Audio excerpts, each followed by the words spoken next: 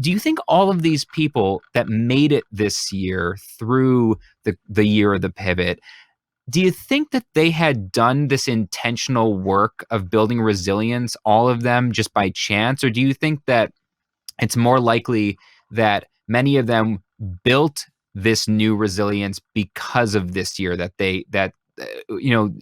it more likely that they had it already and they just got lucky because they did? I Or think that this year really has helped people who are so inclined to recruit the resilience that they've built Mhm. and get a lot stronger. So, I keep referring to these skills. Can I run through these 8 skills really Yeah, quickly and you'll please see what I do. mean? Yeah, this would be Okay. great. So, and let me tell people just briefly how I got here. The skills that I'm talking about are, you could go online today, Brian, and you could take a brief resilience scale, or the resilience scale for adults. There are scientifically validated scales that measure individual resilience. Well, Huh. when you look at the top 5 of those scales that have been validated and evidence-based tested, they all ask about basically 8 skills. They ask in different ways and different amounts, but they ask about your ability to build connections.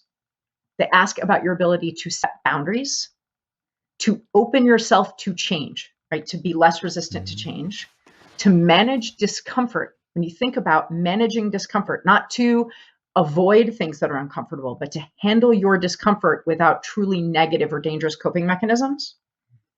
And then to set goals, identify options, take actions, and persevere. Those are the 8 skills we're talking about when we ask, are Mhm. you inherently resilient? There are also some attributes. There's faith and humor and optimism and some other attributes we ask about, but the doing, the Mhm. skills are those 8 skills.